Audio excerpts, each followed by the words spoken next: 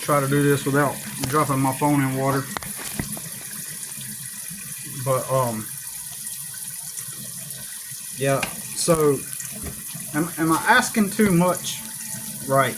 Like, I at least would like um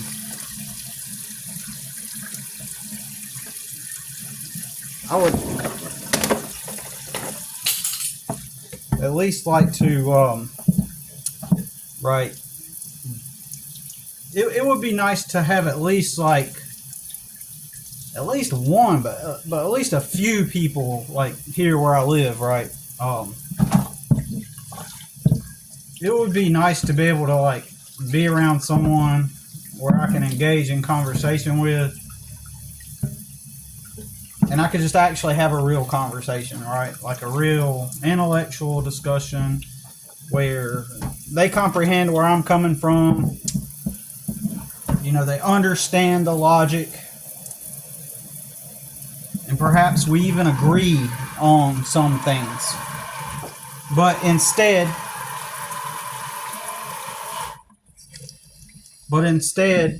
you can't get any of that. Someone's going to have some kind of major,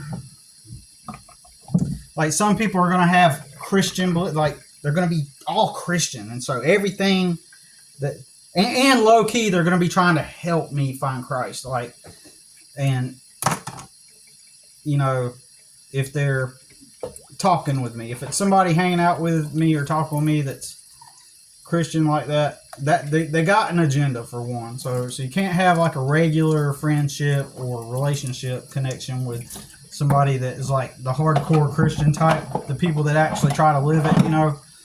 They're not just wearing it as a label, like I'm a Christian, oh I fit in, you know, into the culture. I'm a Christian too. Yeah, I gave my life to the Lord when I was years old, you know. So you got those types of people. Then you got then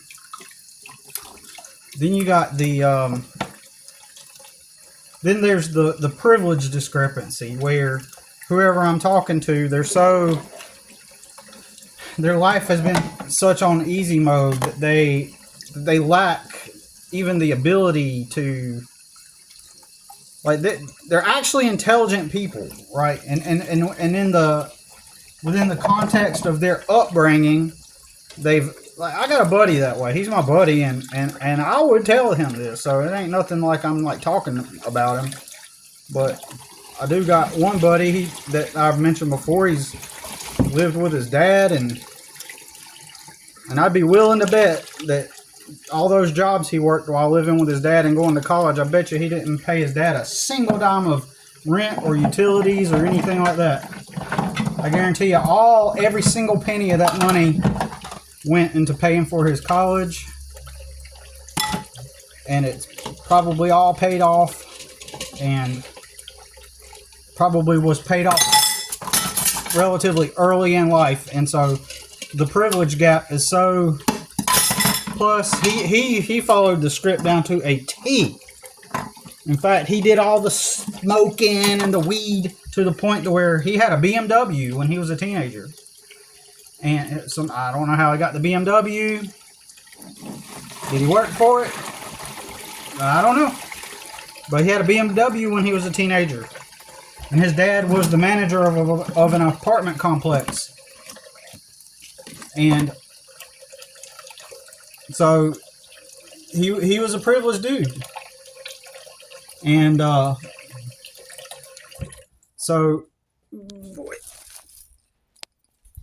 so he was a privileged dude, right?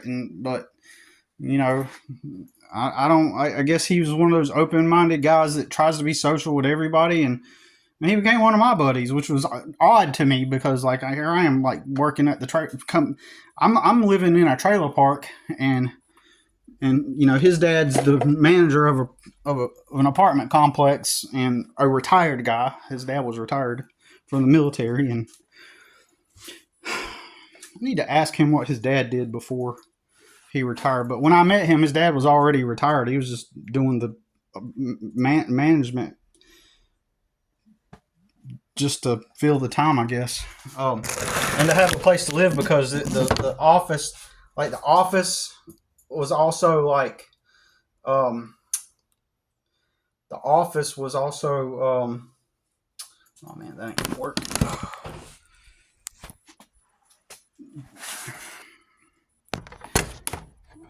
Ugh. Okay, now, anyways, the office was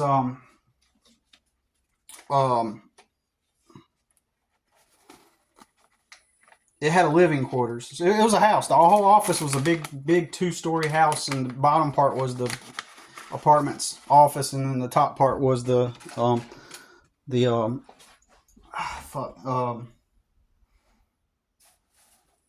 trying to say the living space, like with or whatnot. But anyways, so it had all that going on, and so anyways, this dude, he seemed pretty chill, open minded, like he didn't like judge based off of where I grew up, and I thought that was kind of odd.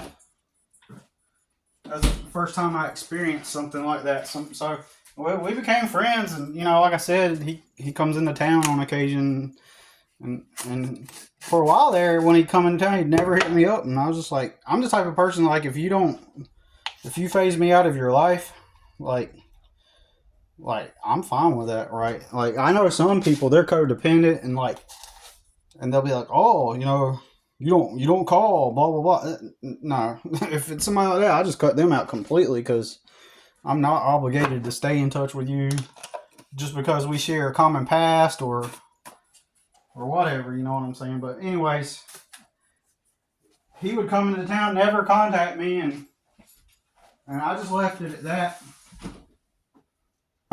and said, fuck it, he was just an old buddy. But then over the past few years, every time he comes into town, he'll contact me. So I think I'll be saying stuff on Facebook, and he was curious about, I think he was just curious about the stuff I post, and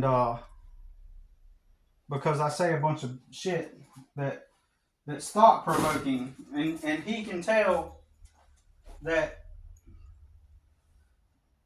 I'm intelligent and in a way, in that way, and that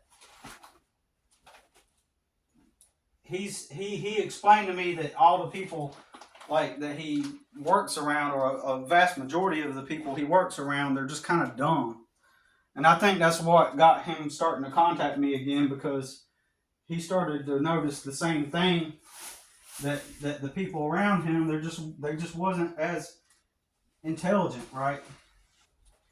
And it's like they're just kind of like oblivious, and they're looking for somebody to tell them what to do. Like on the ship that he was on, and so anyways, that's one person who. But when I'm sitting and talking with him, though, I sense that he is oblivious to things, and I'm not trying to go around and analyze people and be like, oh, well, this is what he's doing, and that's what that person's doing, and that's what that person is saying. I'm not trying to do that, but a natural byproduct of not having someone to relate with, I suppose what I'm trying to say is, hold on, I had to pause the video. I had so much going on, I was getting too mentally sidetracked, too ADHD. But anyways, so this, like, when I'm talking with him, like, I can't have like a relatable discussion, because I can read people, and I can tell he's not viewing reality through the lens that he's not viewing reality through the through the lens that I'm seeing reality through. Had some birds at my windowsill just now, 2 of them looking in, and they've been showing up a lot lately because I got bird food out there for them. See, I got that bird feeder thing that I made, and I have it like right there so I can watch the birds.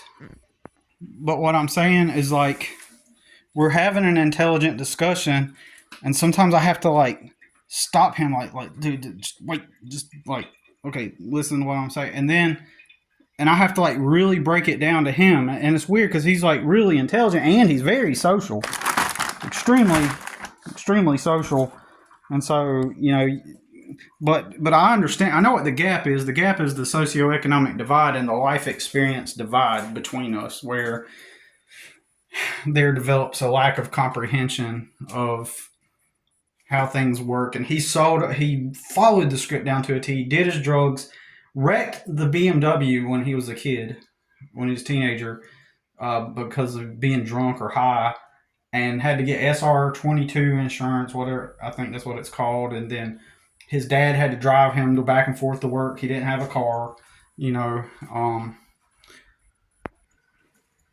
then he went to college, and like I mentioned in other videos, he was the guy that's always talking about, what job will you have when you turn, or 20 years from now, what job will you have? Billy, what job will you have? Andrew, and what jobs will we all have? What will be our jobs? And a day that I'll never forget, because, like I said before, like, he was working the jobs he was doing to build forward. No concerns in life at all, He had the ability to make a huge mistake. He had the privilege to make a huge mistake and wreck his car and still have dad drive him to work and then get to save all of his money and invest it and go to college and all that stuff. He had that kind of privilege. So there's a huge gap in our experience where he's, I think a lot of people, they only see reality through their experience, and they just think that that's the way everybody else had it, the way they did, in the same way. It's like, oh, that's life. What did you do, like, when you got out of college? What did you do after your first real job working for the company? Although he didn't go in the company, he went to the military. And, but it's like, I can't have a conversation with him. Like, I can't have like a fluid,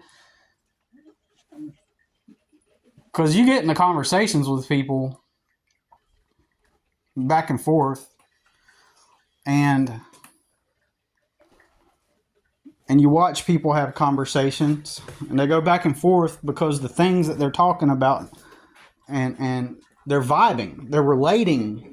That's the whole point. The vibe, the ability to relate with the other person, commonalities, the things that you have in common.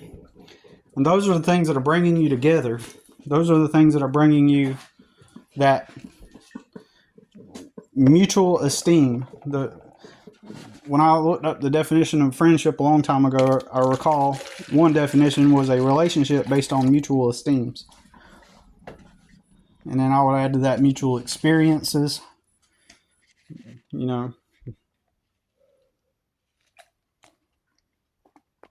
There's nobody that sees reality through the lens of the truth the way I do, and its working variables and mechanics.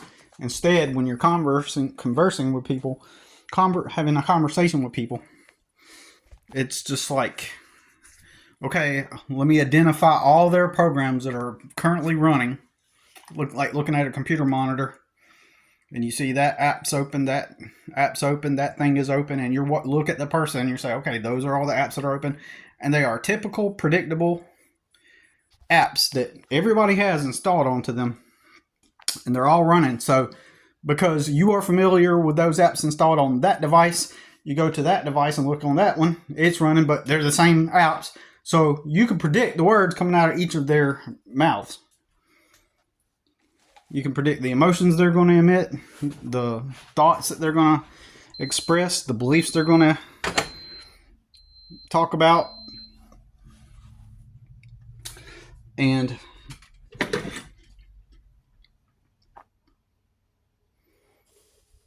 See, this is why I can't. I got to do that all over again. I brewed a cup of coffee, but I did it wrong just because I was making the video distracted. Got to go through that whole damn process all over again. I got a little bottle that I use. I don't know what happened to it. That I measure out my water with, and it's gone. I don't know what happened to it. Like, I must have somehow misplaced it. So now I got to throw that away. Made the coffee all fucking wrong. Fuck. So, anyways, check down here. I thought earlier I seen that bottle. Like, instead of putting it back where I usually put it, I mindlessly walked away, and I mindlessly walked away holding it in my hands, and then I set it down somewhere, not thinking. And then I looked down, I saw it, I was like, oh, that's in the wrong place. And in that moment, I did not grab it. Fuck. So, anyways.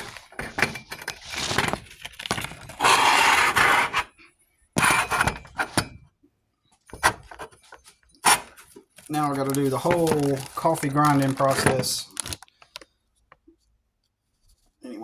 Probably. Anyways, what was I saying?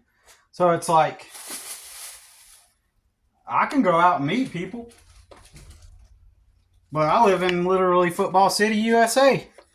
So it's like, what the fuck are you going to talk about? You're going to hear them regurgitate shit? The same shit, the stupid shit. And they think you're the stupid one, right? And like I heard Kurt, you was talking about how, like, I'm attributing intelligence to those people. No, hell no, I'm not. I definitely am aware. I see what you mean. I see what you're trying to say with that, and I agree with you. I just, like, I definitely, that's why I always talk about stupid people. You know, I didn't have to grind the beans, thank goodness. But yeah, oh yeah, I most definitely can tell that what it is people that, here's how it works. People that have things already there and they're ready for them, like, it's all in there. People that have it made already, they go out into the world and they start to experience life, and they're developing. They got a higher socioeconomic status, so they're going to absorb a lot of more. Since I grew up around really stupid people, the people that are fucking you know, that already have, like, life kind of like laid out for them to be able to take advantage of it, they're going to have a higher vocabulary because they have more education and they have more crystallized intelligence, and learn all these words through osmosis. So they're intelligent within the realm of what they've been taught and their crystallized intelligence, but they're not street smart. They're not street smart and acutely aware of nuance and subtleties, and from their viewpoint and perspective, life is just pretty simple and easy. You know, you just do life, and so I should copy what they did. You know, well, that's the way I did it. You know, and so they recognize this general pattern. Why? Because most of the people around them experienced the same pattern, where it was all kind of worked out for them too. And it amazes me, but it doesn't, that nobody can see it. And one thing is everybody's trying to flex. Everybody has the story about how they worked hard to get to where they're at. All of them say it. About how they worked really hard to get to where they're at. And then they're ignoring the fact, like, the sheer amount, the unbelievable sheer amount of people that literally just get lucky.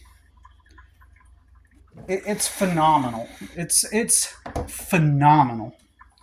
The sheer amount of people, they're in a position where they're at in life, and it's luck. But we're not supposed to mention that. We're not supposed to point out those little details and nuances. So if you got a friend that grew up like you did and he has no connections and hardly, and suddenly he's working at the job you helped him get, some old lady leaves her niece's phone number, and his job is bussing tables, cleaning off tables at a restaurant. And so he gets the number and he calls it, and he goes out with this girl, and she ends up, her dad has a business, 2 businesses, I think, at least one. There are 2 businesses on the same property. Already got a house for you, already got a plot of land that you can put a home on. And you're going to say that he worked hard to get to where he got? And that is not luck. Come on, people. Oh, and then people, if I mention that, I already know how this goes. If you mention that, people will be like, oh, that's an outlier. Oh, yeah, those things do happen. Like, they'll simultaneously agree that deny that luck exists. But in instances of luck, they'll be like, oh, yeah, well, they got lucky, blah, blah, blah. It's so moron.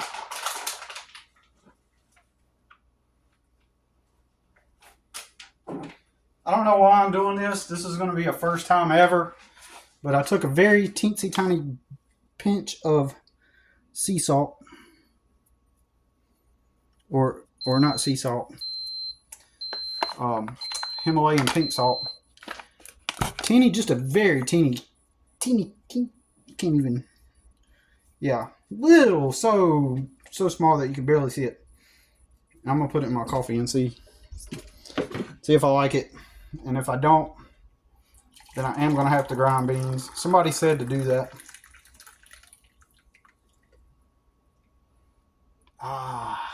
Afternoon delight. I've been trying to rest, and as well as try to at least knock out a couple things on this cold, wet day.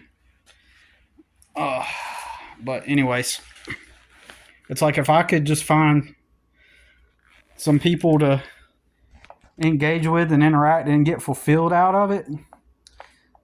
I was going to say, like, if I had at least, maybe even just one, if not one, I mean, like 1 to 3 people at least that I could just have a normal conversation, intelligent, intellectual conversation with.